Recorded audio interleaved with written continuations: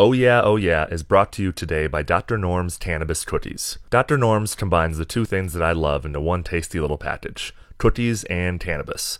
The philosophy of Dr. Norm's is simple. Taste the Tootie, not the Tannabis. Each Tootie contains 15 milligrams of 99.9% pure CBD isolate, so you'll receive the full benefit of the CBD, but hardly taste it. With two delicious flavors, peanut butter chocolate therapy and chocolate chip therapy, Dr. Norm's CBD Tooties have something for everyone. Go to drnormstooties.com and use the code BROBIBLE20 for 20% off plus free shipping.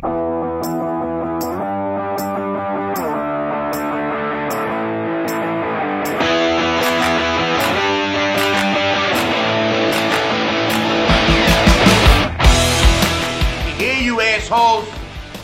Dom? Yeah, surprise, motherfuckers. Oh, yo, Dom. What's up, bro? Hey, give me some love, man.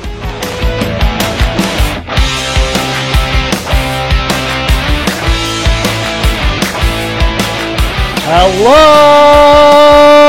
Yes, welcome back, everybody, to Oh Yeah, the Entourage podcast. I am your host, J.R. Hickey, coming to you from my studio in San Francisco, California. Season 3, Episode 3, Dominated. It's time. I've talked about it. I've alluded to it. Great guest this week. Good friend of mine, Will DeFries. I've known Will for 5 years now, taking it back to my Postgrad Problems writing days. He was the senior writer for Postgrad Problems. He has since broken off and become a one-man podcasting machine with his podcast Circling Back and Sunday Stories. Will and I talked about a lot. We talked about while Dom does disrupt the ebb and the flow of the entourage and is an over-the-top depiction of what a friend like this would be like, it's pretty accurate. I don't want to spoil the podcast for you guys. Thank you to everyone that listened last week to One Day in the Valley with Chad Goes Deep. Those guys are fucking hysterical.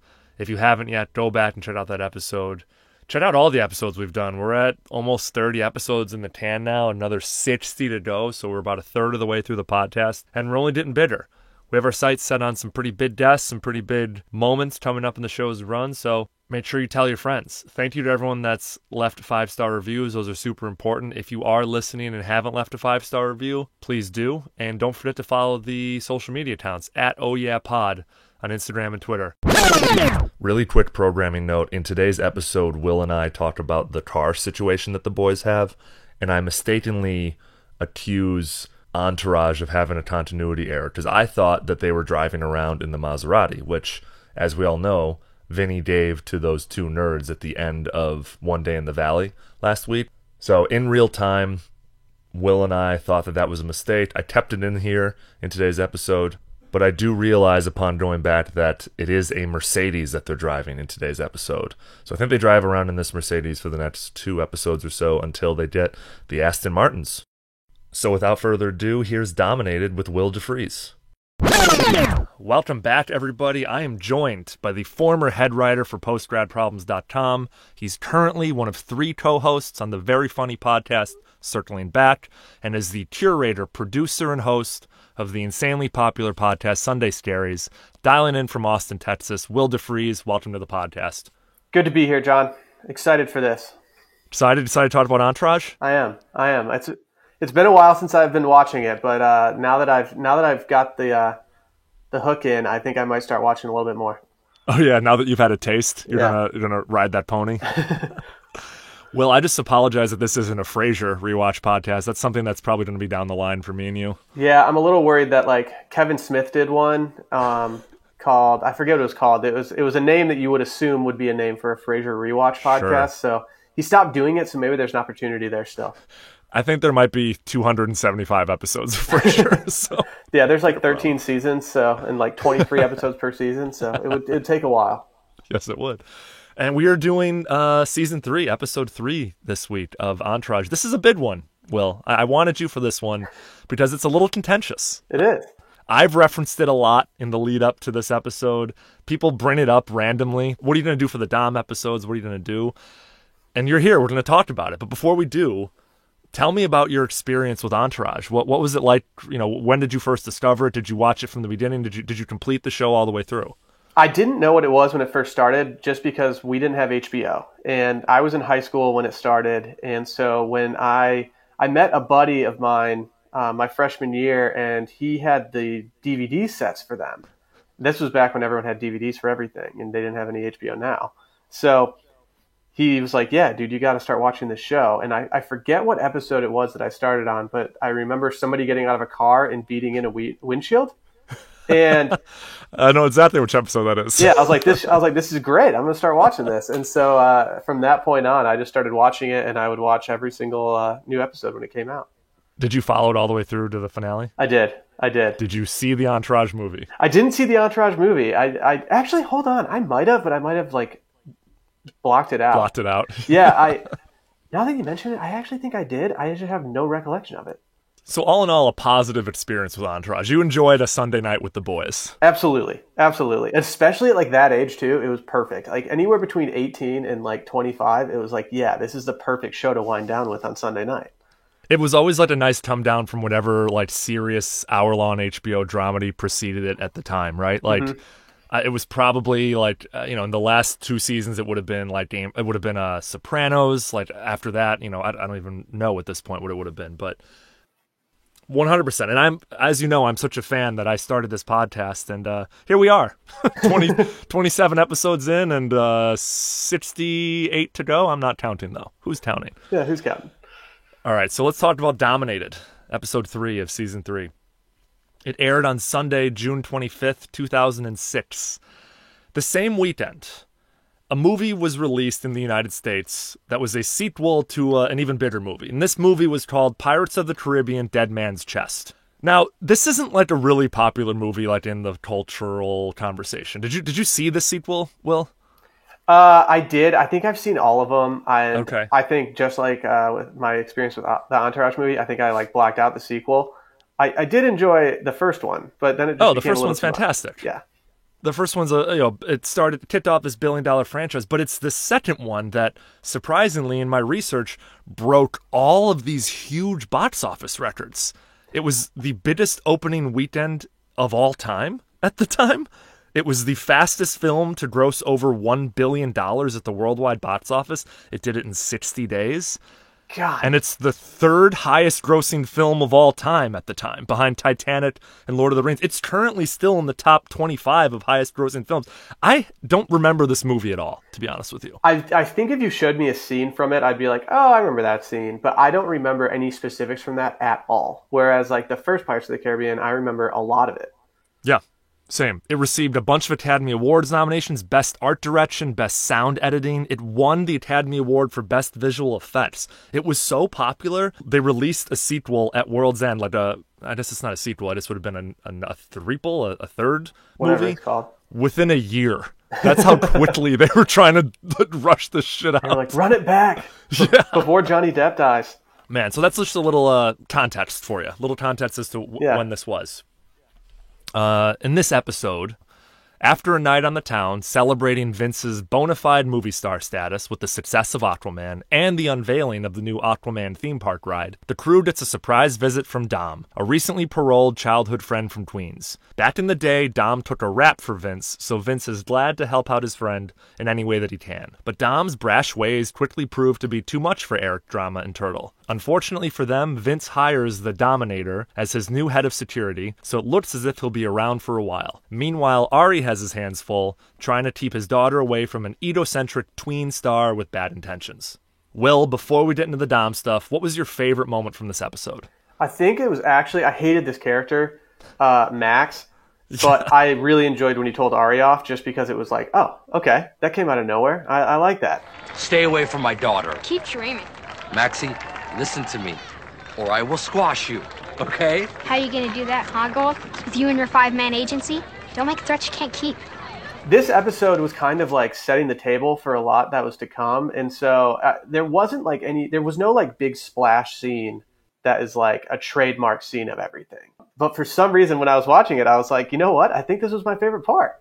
It's also because they're at an amusement park, which I feel like no one's really doing that anymore. Yeah, we can talk about that in terms of like outdated moments and references. That was filmed at the Six Flags right outside LA, and I recognized it, and it just, the fact that they were trying to pretend like it was a water park, which it clearly isn't, was really funny. Yeah, I was expecting them to show up to an actual water park, and instead they just showed up to like a straight up amusement park, and I was like, this ride has nothing to do with Aquaman. It's a roller coaster. Do you know what's funny about the scene that you're saying is your favorite? When Max Ballard is telling off Ari Gold, super agent at the water park, Ari's probably only 8 inches taller than him. It's not that much of a height difference. I mean, seriously, yeah. Like he's not a tall guy necessarily. I tried to look up what that kid's done since. It hasn't been a ton. It's funny that you asked that because every week I talked about Faces in the Crowd, and I guess he's my Faces in the Crowd award. The actor is named Cole Peterson. Kind of one of those, like, LA kids. He had really, really bit parts in American Pie 2, Alias, Malcolm in the Middle, Weeds, and CSI Miami. He hasn't acted in 10 years. However, it's his older sister who's the most successful of the family. She's been steadily working in Hollywood for 27 years, doing desk spots, bit roles on TV and movies, but most famously, she voices a bunch of characters in the Final Fantasy video game series. So, just an interesting person to pull out of the Entourage ether. You know what's funny about him, Will, is he's 26 years old now. Oh, man. Actually, in my head, I had him, like, older. I had him, like, my age, 32 or 33. Yeah. I mean, 26 isn't that far off. I'm 31. It's true. It's just, you look at him and, oh, what a shitty kid. He might be getting engaged soon, too. He's such a piece of shit. So that was your favorite part. I'd say my favorite is when the boys come home and realize that they left the door open. Mm-hmm. They're like looking at each other. I mean, they're in Beverly Hills. Like it couldn't be anything more than like their dog ran out the front door or something. Or like a groupie, or like, it was never going to be some like assassin that was going into their house to like kill Vinny. Arnold don't sound too happy. I'm gonna call West Tech. Oh, forget it. Let the cops move slower than real ones. So you're just gonna go in? Life is for the adventurous, eh? Which is an absurd thing to say. Yeah, they're creeping down the hallway. Someone grabs a statue. Someone grabs a baseball bat. Like, I kind of liked it. It was an interesting non-Entourage moment. Like, a little bit of tension, as if anything bad was ever really going to happen. I mean, sometimes like it really brings the squad together when you get into a rumble with somebody. And so maybe that's what they were looking for. Although, I think Dom could take all 4 of them. Absolutely. I don't think there's any doubt in my mind. Like, Drama might put up a fight, but Dom was definitely going to take out all of them. 100%. He just spent 7 years in prison. He was 100% going to take them all out. He's just been doing push-ups and writing a screenplay. Yeah, like Vinny probably still had like makeup on from like the premiere or something. Absolutely. Every week, Will, we talked about our favorite bros being bros moment, and it's not really what it sounds like. It's more just like the moment that the guys are being a group of guys. Was anything that they did something that you would do with the Circling Back crew? I mean, I don't know if I would do it with the crew now, just because we're at different times in our lives. That's true. But there were 3 moments in the show where and it was all kind of towards the beginning where I was like, okay, this is definitely something that I could see happening in my mid-20s. The first was how they were just taking shots at a steakhouse. How's that seafood tower treating you? Oh, delicioso, Ari. You really outdid yourself this time. Seriously, I mean, this dinner's even better than the one you took us to when you signed Vince. Well, he wasn't around for that one, and he's making up for lost time, ordering 3 different types of caviar. Hey, until I see your credit card, you're still a Dine and Dash candidate as far as I'm concerned. Easy. Seriously, all right, the guys are right. You pulled out all the stops. Thank you. Hey, Vinny is officially a superstar. #1 movie in the country. Theme park ride. Thank you. Cheers. There you go. Raise it up. Congratulations. Thank you. Oh, yeah, that's right. I feel like forgot about that. No one orders shots at steakhouses. Like, if you're going to drink straight liquor, you're drinking like a martini or something. And so to just be doing shots, it just seemed aggressive at a steakhouse. Yeah. Another one was when Dom said, "Show me some LA pussy." Been surrounded by nothing but men for the last 5 years. Show me some LA pussy. I think we could do that. Come on. I was like, only a guy that just got out of jail in New York that's moving to LA, like, just comes out and says that. Yep. And I feel like no one even says that kind of stuff anymore. And then the final one was when Dom was having sex in his room and they were all down in the kitchen just listening. And I was like, yeah, this kind of takes me back to like people in like at like college parties when you could like hear your buddy and everyone's just kind of like, oh, like what? Can they just quiet down? Like, it's so evident what's happening right now. Yeah. Couple minutes more, he would have had my record beat. Yep, I had that written down.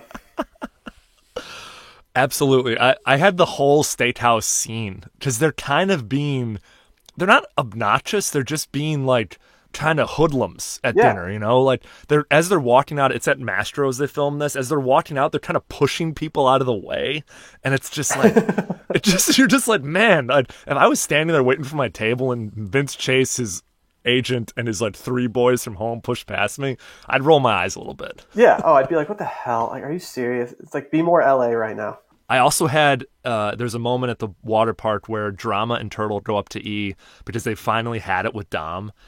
And they're like, E, we got to talk. E's like, so talk. But Ari, Shauna, and Shauna's assistant are standing right there. And Drama's like, it's a family matter. It's like, no, we got to talk. So talk. It's a family matter, eh? Yeah, it's not for inquiring minds. I'm sure whatever you say is really intriguing, Turtle. I'll be right back. Which is totally a thing. Like, if my close group of guy friends was standing there with, like, some random strangers and I had to, like, you know, flame somebody, I'd be like, can we go talk over there? It's a little gossipy, but, like, I kind of like that. I kind of like that little, like, moment of friendship. And Turtle didn't want to snitch. Yeah. I was just like, dude, respect. Like, yeah. Like, I mean, I 100% would have ratted him out. I mean, Drama's snitching on him every chance he gets. Oh, every chance he could get. I thought it was awesome having him around. I haven't seen you two this happy since we got Arnold. Yeah, well, things have changed. 5 just don't work, E. 4 is a perfect number. Yeah, by the way, he stole that candy bar. What? Ask Turtle. Look, I ain't a rat, all right? We just don't want to... Okay, so we talked about the good of this episode.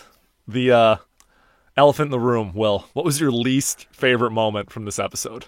I think it's kind of in the same scene, just Dom having sex. That's not something I needed to see, and it made me like really anxious, the fact that he was doing it with the door open so loudly. And then the exchange that they had in the kitchen when it was all said and done, and he told her where the door was, I was just cringing. It was just like, oh. Some Tropicana here if you want to replenish those fluids. I got Gatorade in the car. So is this really where Aquaman lives? Yeah. And the front doors are down the hall, so feel free to kick yourself out. Good job. And then to find out she was a prostitute, like, I shouldn't have been surprised, but I was 100%. I was like, oh, of course, yeah, of course she's a prostitute. I mean, the way she was screaming was not even like porno bad. It was like a parody of a porno bad. Yeah, like it wasn't realistic at all. Not that I necessarily know realistic. Who knows? But it was just like, oh, come on. Yeah, I mean, it's really anything involving Dom. There are some good Dom moments, and we can talk about them as we dive deeper in this episode, but I think that for me was when they're all walking out to the car and Dom kind of bullies Turtle out of his driving role. Like, him bullying Drama out of cooking was fine to me, but him bullying Turtle out of it, and then he just starts like making fun of everyone to their face. Where did you guys get so territorial? I do the cooking, I do the driving. We're neighborhood guys, we share. You got Hollywood pussies? And then he punches Turtle. It's like, man, this guy is a bull in the china shop that is the Entourage crew and is just like destroying people's roles here. And then at the very end, he like kind of tattles to Vince and asks if he can drive. And of course, Vince lets him because Vince is a pushover. Well, and no one wants to drive in LA, especially for free. Like, Turtle, if I'm Turtle, like, yeah, I want to drive because I'm getting paid to do that. But if I'm Dom, like, the last thing I want to do, the first thing I get out of jail is just go sit in, like, LA traffic. That's right. Sit in the 101 just, like, staring at a bunch of billboards. It just sounds miserable. But he wouldn't have fit in the back seat with them. Oh, not at all. Yeah, no. he needed to ride shotgun, and so it was either he drives and Vinny rides shotgun, or he's in the back with those guys, and it's over. What's interesting to me is they're in the Maserati, right? Mm-hmm. I think so. Yeah, they gave away the Maserati at the end of episode 2. It's just occurring to me right now. It's just occurring to me because I'm currently in the editing bay editing episode 2. It's the famous episode where they go to a high school party, and at the end of it, they give the 2 nerds that brought them to the high school party, they give them the Maserati. How did they get the Maserati back? I need to like check my notes on this. I might have to edit this whole part out if I'm wrong. But yeah, I need to know this. That's a continuity error if I've ever heard one. Mm-hmm. One more bad moment. They get to the red carpet in quotes. Shauna's pregnant, and Dom starts hitting on her, and then weirdly Drama and Turtle start hitting on Shauna's assistant Christy, who they've been in scenes before with like 12 times up to this point. So it was just this weird, like a bunch of weird, gross dudes hitting on these like women who essentially work for Vince. You know, another 5 minutes, Vince, and I would have cut the river myself. We're late, Shauna. That's my fault. Who are you? Who are you? And is there a man behind this beautiful belly? Is he kidding me? Oh, you two are, Oh, please.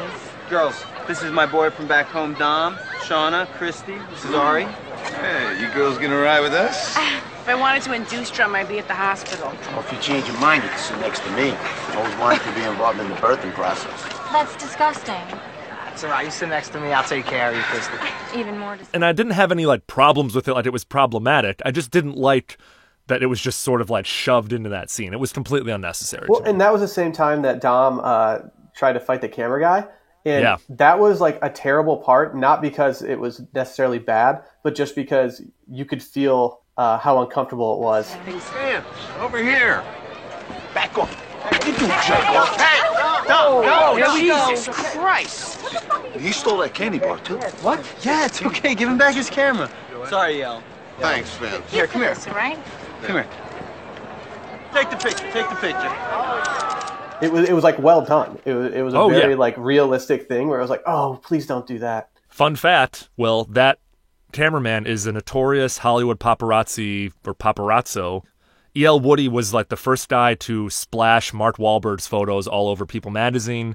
He also photographed the director of Entourage, Rob Weiss, when Rob was dating Shannon Doherty. So he was like a guy that they knew, and they put him in as that role. And he was like his own kind of inside Hollywood celebrity cameo. Do these guys get to know like certain paparazzi guys that they just like see all the time? I mean, if someone's camped outside of your house 24/7, sure, I'd strike up a Yeah, conversation. you gotta get their name and like shake their hand and like you gotta get their information just in case they ever like overstep, and then you can take Yeah. action. 100%.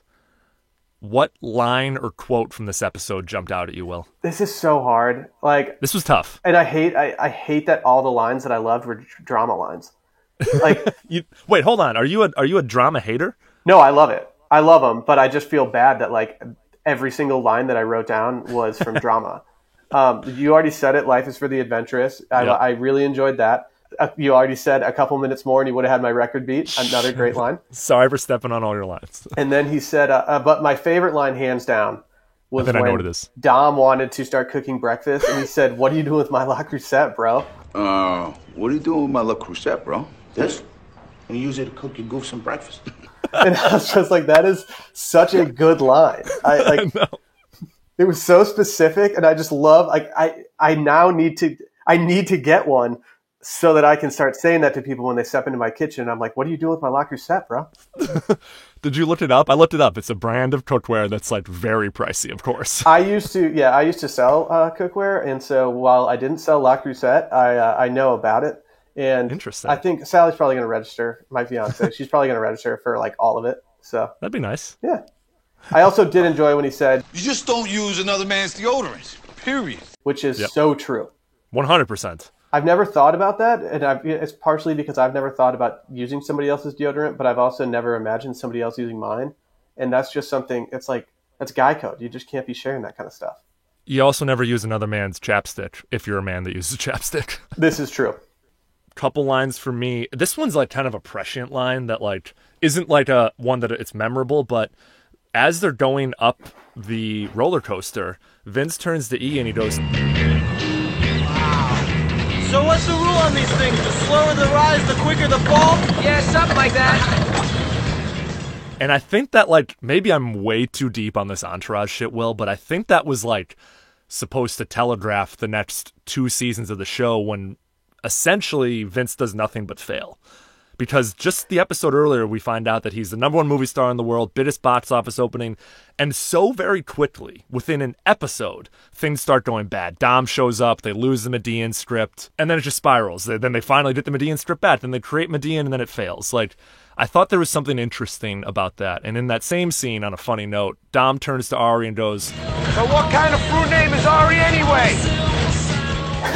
which is just such like that's like borderline racist too. Oh yeah, for sure.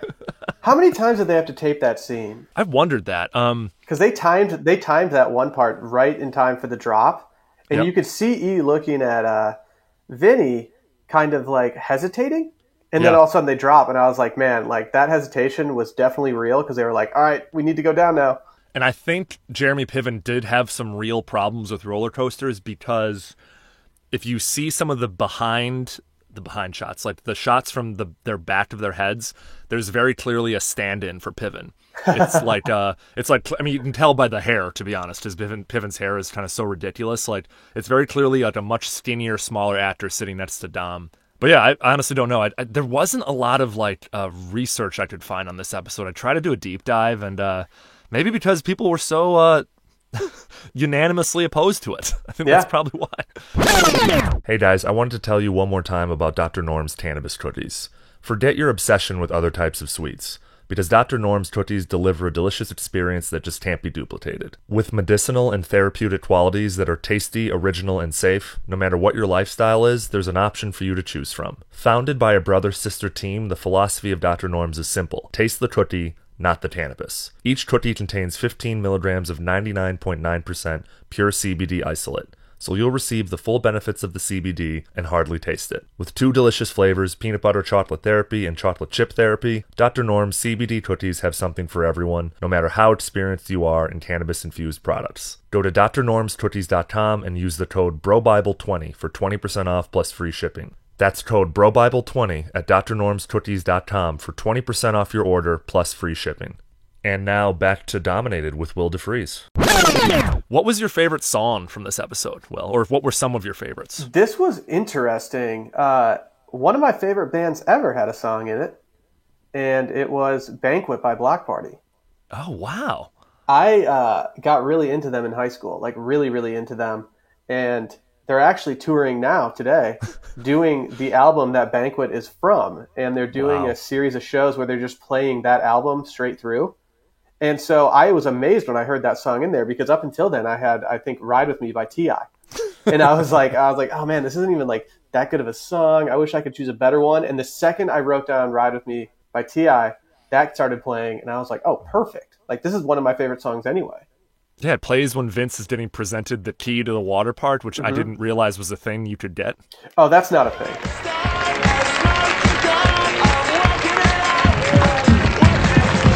On behalf of your friends at Magic Mountain, we'd like to present you with this key to our park to Aquaman Vincent Chase. That's like, hey, we need Vince to go away from the group for one scene, so let's have him be presented with some bullshit award. A key, and he was like holding the key, like it was just massive. It'd be pretty funny if like every subsequent Entourage episode you saw the key like on their mantle. It's just like a little what's it called? Just Easter egg. Called Easter egg. Perfect. Yes.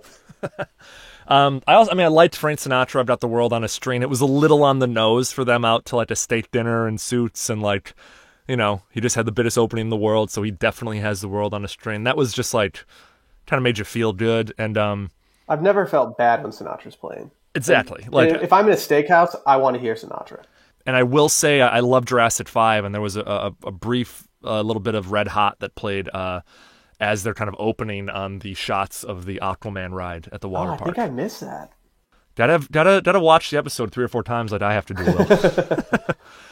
Okay, let's talk about this. So it's interesting. So, and when I first started this podcast, in season 1, I had this category called the Dom Award for Worst New Character. Mm-hmm. And it was because of Dominic Lombardozzi, the actor in this role and these episodes. However, people haven't really noticed, but I just kind of didn't bring that category back in season 2.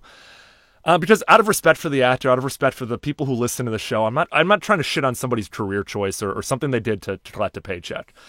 But I'm bringing it back for this episode, and I'm bringing it back because the Dom Award for Worst New Character for me was Dom. What did you think of this character, Will?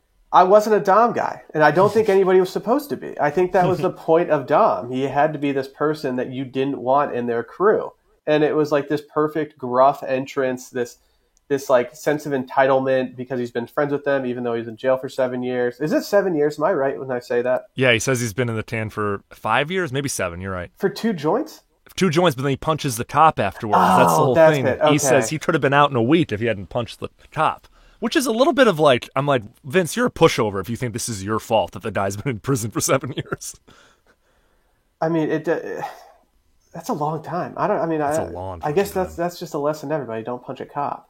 But yeah. I mean, he does what he needs to do, though. He's the aggravator. He rubs you the wrong way, and it's purposeful and it's effective. I think that yeah, people don't like Dom, but at the end of the day, you're not supposed to. Well, and let me talk about the actor really quick. So he's originally from the Bronx, so that accent, it's all authentic. He was cast in his first movie role at the age of 17 when Robert De Niro cast him in A Bronx Tale. He was a gun dealer named Nicky Zero. He's also been on the A&E television series Breakout Teens. He was Ralph Delino on Oz, and he was most famously Herc on The Wire. So he's been on he's in the HBO family. So it kind of made sense, and he's good friends with Jerry Ferrara and Kevin Connolly, so it made sense that they brought him on board for this. And in this very academic viewing of the show that we have going here, you're right, Will. He does his job perfectly. He's got like a low-key great resume when you look at it. 100%. Like, yeah, you wouldn't expect that, but I mean, he is very... It's like, and it's a golden resume. It's not like filled with shit. It's like those 6 roles. Yeah. I'm honestly impressed. I'm looking at his stuff now, and I'm like, oh yeah, he was in that, huh? A little role on Boardwalk Empire. He played Al Capone's brother, Ralph Capone. Like, those are all very highly regarded HBO dramas I just listed. So. He gets like typecasted, obviously, but like it's perfect. If I had his look and his accent and everything, I would be completely fine with getting typecasted. Sign me up. Yeah. But what's interesting is, like, in the world of Entourage, it didn't work. I was reading an interview with Doug Allen, and he's like, it was completely nuts. It was the only episode that his mother called him after it aired on Monday and was like, I don't get why you did this. And he was, and Doug was like, no, Mom, people will understand. He's supposed to be polarizing. And then it was so galvanizing that people really started hating the character and kind of gave the actor, Dom Lomandarzi, a hard time. Because he's like a guy from New York. They'd like tell him, fuck you, Dom, in the streets of New York and boo him as he'd walk by. Oh, that's messed up. He doesn't deserve that. Nobody deserves that. No. It's absurd. So yeah, that's the Dom Award. It's Dom. But again, like, I kind of see why he was put in the show. And it's also unfair because, Will, he's gone one episode later. He's like, at the end of next week's episode, we won't be talking about Dom anymore. So it's kind of unfair to be like, the worst part of Entourage is Dom. He's on screen for like 40 minutes total. It's not that big. I didn't realize he had that short of a tenure. Yeah, he just resonated so much with so many people. Yeah, I mean, he's definitely a memorable character. Since the beginning of season 3, I've been saying I wanted to phase this category out. But since then, I've had guests on who I want to talk about fashion with a little bit because I know they consider themselves somewhat of style icons. So I am going to probably be doing this for the last time this week. But let's talk about the outfits in this week's episode of Entourage. Will, what was the worst outfit you saw? Somehow, it wasn't Dom. And that's insane to me. Vinny's outfit when he accepted the key to the water park was so bad. Like, he had like bell-bottom jeans on. Yeah. They were like dragging on the ground, which always stresses me out because if someone has long jeans on, it takes me back to recess when kids would go out and play on recess with long jeans, and they'd come in and they would have like water and dirt like up to their shins on it because it would just seep up. Yeah. Ugh. And his jeans were just so bad. And then he was also wearing like a shirt that looked like it was like from like, I don't even know, like some place in the mall that has like just terrible Hot shirts. Topic. Yeah, like it was just so bad. It was a cross and it said faith on top of it. What? It was just not good. And I was like, dude, you can't, I mean, I guess I don't know what I would wear to a water park ride opening where I'm getting a key, but I know that it wouldn't be that. Well, let's talk about what all the other guys are wearing during that. He's wearing a green Nike t-shirt with a Nike symbol in orange on it, and Drama's wearing essentially like activewear or like gym clothes. I mean, so he didn't put on deodorant because Dom used his deodorant. That's right. And the shirt that he chose is a sleeveless shirt? What are you doing? Like, dude, no, like you're not even supposed to wear that without something over it. Like, that's just not something you wear out unless you're at the gym specifically, and you have to be absolutely shredded to wear something like that. I did think it was interesting how they're going to accept this award, open this water park in honor of their friend, and they literally dressed like they were running groceries. Like, they couldn't have given less of a shit. Turtle's shirt, I don't even know what colors were on it. It was like brown, orange, yellow. It was just like the worst color palette that I could have ever fathomed putting on. It looked like a piece of poop. I will also give a shout out. We were talking about Max Ballard earlier. He's wearing a Red Hot Chili Peppers t-shirt. Oh, hell yeah. Yeah, that was actually kind of cool.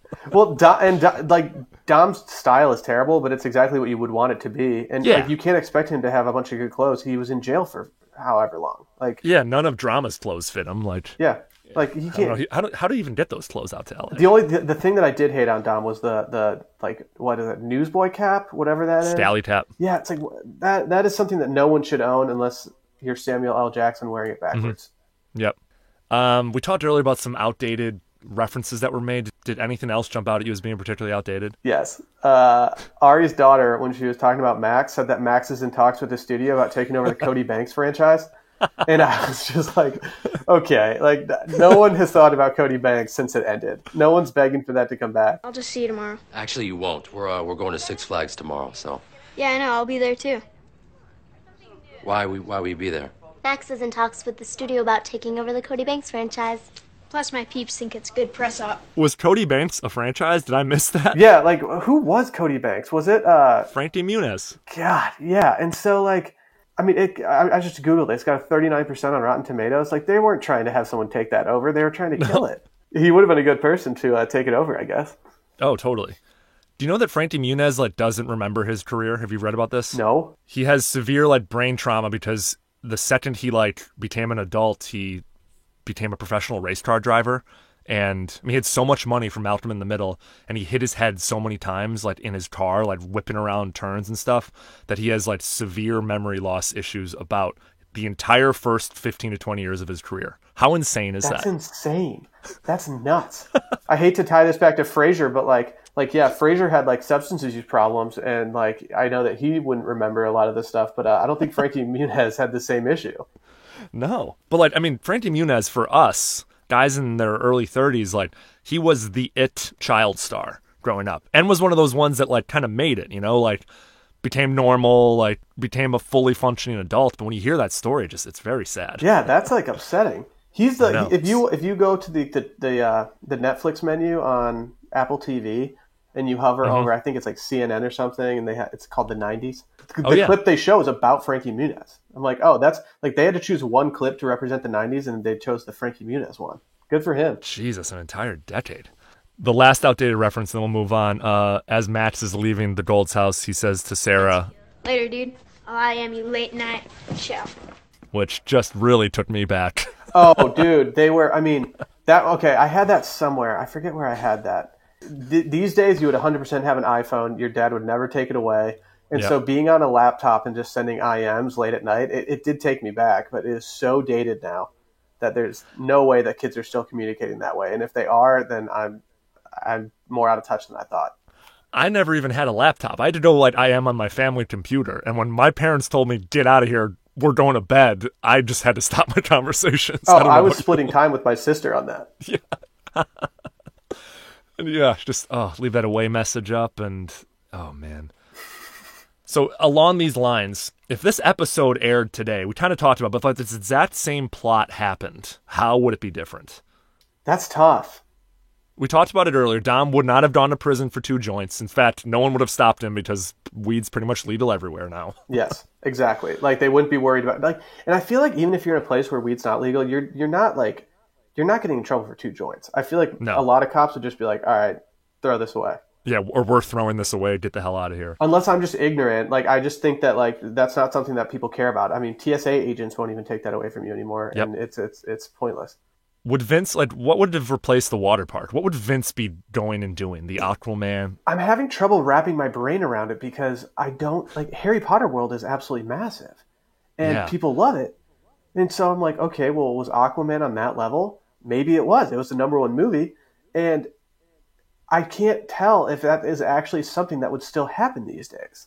It's interesting is when Ari sells it to them at Mastro's at dinner, he's like, it's a water ride, it's perfect for water, but it's not a water ride, it's a roller coaster that they're on. And I understand budgetary reasons, they can't actually put them, but they put them on a roller coaster called Goliath at Six Flags Magic Mountain and said that was the Aquaman water ride. It was very discombobulated. Can't they just go to Splash Mountain at Disney World or Disneyland and just do that instead? It makes way more sense. That might be too iconic, though. Yeah, people would be true. like, no, that's Splash Mountain. That's true.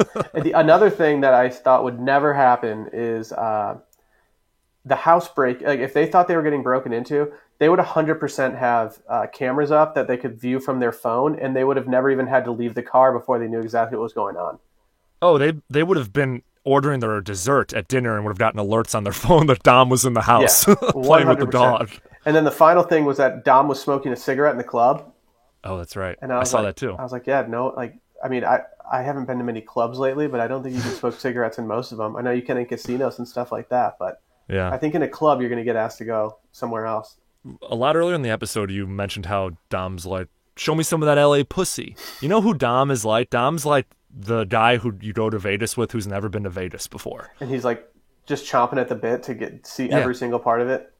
And he's like, let's go meet some chicks. And, that's not really what you do here. Like, you can you can certainly meet women of the night, but, like, we're not going to go out and meet a bunch of women right now. Like, that whole kind of, like, obtuseness was really funny to me. How, like, and they're like, yeah, Dom, we'll take you out. And, like, of course, they all come back alone at the end of the night.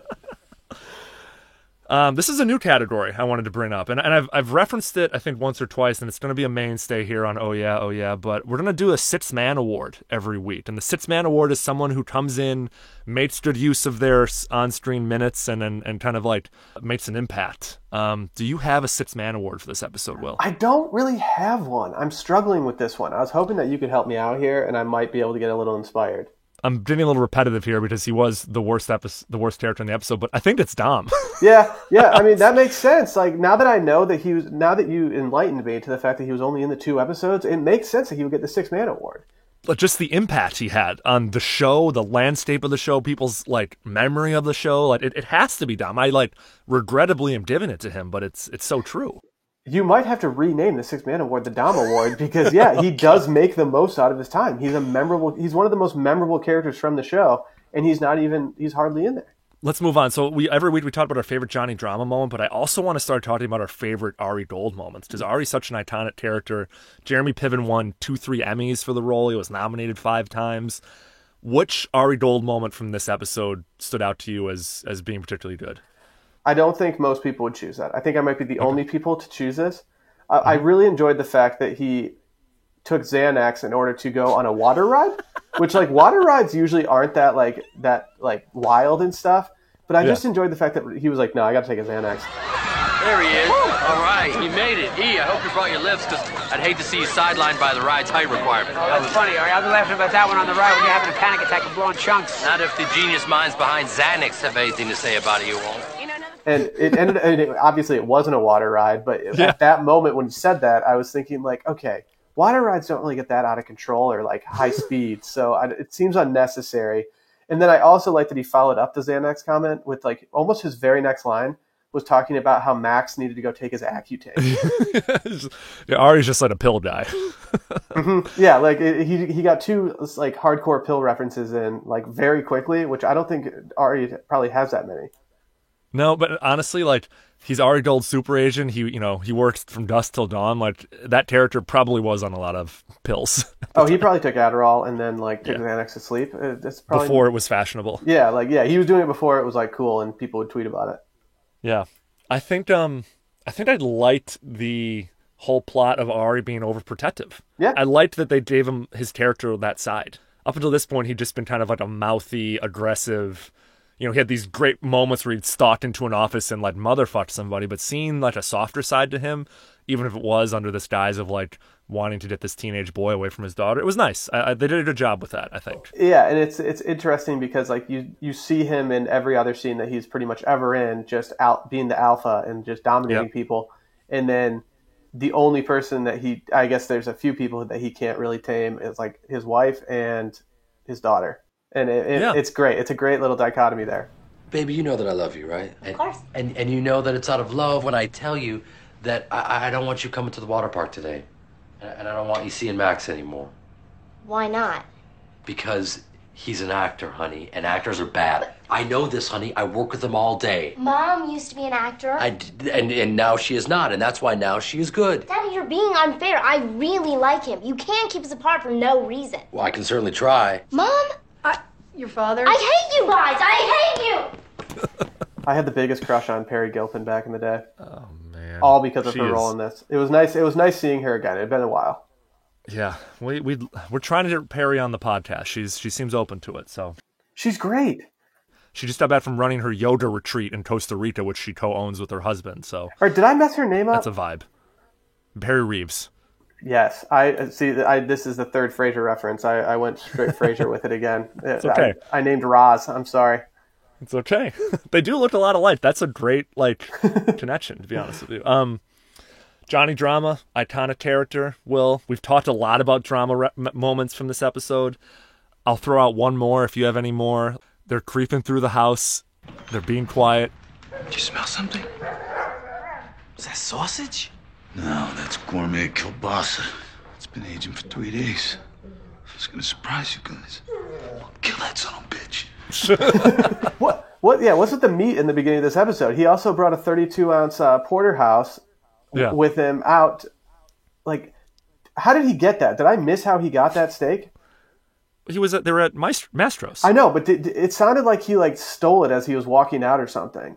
The way that they were talking about it was a little different. Him and Turtle were arguing over who gets to eat the leftovers because the waiter put the leftovers in front of Drama when they were Turtle's leftovers. Ah, okay. That's where my confusion came from. I can't believe I'm clarifying this type of stuff. I can't believe this is what I do every week. I'm glad you're clarifying this kind of stuff. This is what I needed here because I'm like, walking out with a porterhouse, if you order a porterhouse, you're probably going to have leftovers. And so, I guess I could see how they would argue over that. Yeah, and E ordered 3 orders of caviar. They really took Ari to the cleaners, but they had to. That's what you should do. If you get the highest grossing movie, you have to take your agent to the cleaners because you just made him so much money. Yeah, absolutely. You probably made Ari $1 million in commissions in one weekend. Easily. Okay, every week we talked about who won the episode, but we say that Vince can't win the episode because he's the A-list movie star. So who besides Vince won the episode this week, Will? It's got to be Dom. It's got to be Dom, man. I hate to say it. It's got to be Dom. I mean, the people in the running for me are Drama, who to me is in the running for every episode to win. Sure. I did enjoy the fact that Max punked Ari at the water park, but at the end of the day, it's Dom. He does everything he can to he basically strangles this episode with his presence and his alpha bullshit. It doesn't work for the plot of the show, but it really works in terms of memorable performances on the show. Yeah, and they named the episode after him. If they name the episode after you, you get the award. That's just how you it win goes. Automatically. Was this an A-list episode, a B-list episode, or a D-list episode? And we can give A+, B-, and stuff like that. I think this is a B-list episode. Not too much happened in terms of moving any plot along or anything like that, but it did offer a memorable character. But it wasn't an episode that you finish a season and look back on and thought that was the best episode from that season. Yeah. I'm going lower. I'm going D+. Okay. And it's not for the reasons you'd think. It's not because of Dom. It's because it's not a rewatchable episode. I want to rewatch some episodes of Entourage right now. And kind of the best way to rewatch Entourage is to skip around and hit the highlights. It's not even in my top 20. That's true. They don't do anything overtly baller that makes you want to live through them in the episode. Instead, they're watching Dom shoplift from a grocery or from a gas station, and so there's nothing that candy bar. Yeah, there's nothing that makes you feel cool about it. Exactly, and I guess the apex is they go to a water park and Vince gets the tea to the water park that. It doesn't work for me on a lot of levels. Yeah, that doesn't really inspire. Exactly. Last question, Will. I asked this question of all my new guests. If Entourage was real and your life's Entourage, which character are you the closest to? I come to you with a heavy heart right now, and I'm not happy with who I am, but I know it's E. And it's my buddies used to tease me all the time when we would watch it over the summer, and they'd just be like, "You're so E." And the way that I look at it is actually somewhat complimentary to me, while also being self-deprecating, in that I'm in charge of a lot of things. I handle a lot of things, and I feel like I'm a very organized person, and I feel like in terms of being a coworker for people, I'm pretty good at handling those things. But still, no one really respects me pretty much ever. And that's exactly what happens with him. And so it's I don't really know. I'm him now. So that's just how it's always been. I think it actually got to the point where my friends would jokingly call me E just to make me mad. Oh, wow. That's pretty intense. I'm going to be honest, though, Will. You're the 12th guest in a row to say that. And I think that's because he's the most relatable character. Everyone else is a caricature or a version of, or an extreme version of what something should be. So he's just the most relatable. He's kind of the punching bag. He kind of takes a lot of shit, but I think I'm the closest to him as well. Yeah. Everyone's a little neurotic, so don't feel bad. Don't come to me with the head. He's also got Sloane. And so, like, I'm never gonna really shy away from it. That was always my my rebuttal when people would make that comparison. I'd be like, well, I got Sloane, so I'm doing fine. And you got Sally. Sally's like Sloane. There you go. So here's a sub question to this, and it's for you specifically. Who is who in the Circling Back crew? Oh man, this is good. I think Dave's got to be drama because of the one-liners, and I think Dylan's got to be Vinny because of just like he's like the tall, dark, handsome guy who. Oh my God, Midas Turtle. I mean, yeah, it's perfect. Yeah, he's definitely. He's 100% Turtle. Like that's not even a question. It's kind of the perfect storm. Yeah, this is actually the perfect. It's perfect. Will, this was so much fun. Thank you for diving in to Dominated with me. You were the perfect guest, and I knew we could get into the weeds with some of the inner workings of this new character. Where can the listeners of Oh Yeah, listen to you, follow you, find your writing, all that good stuff? You can find me at Will DeFries on all social. You can also subscribe to Circling Back that we talked about and the Sunday Scaries podcast. And if you do all those things, then we're on a good playing field. Yeah. And I definitely want to give a shout out to Circling Back. I was on the very, very early iteration of that podcast 2 years ago. It's a great group of guys, and they're doing some really cool stuff down in Austin, Texas. Maybe, hopefully, someday I can come down there and we can talk about Entourage in person. Hey, maybe, or maybe I try to go to San Francisco as much as I possibly can. So maybe we have to do it there instead. Let's do it. Thanks for joining. We'll talk to you soon. Absolutely.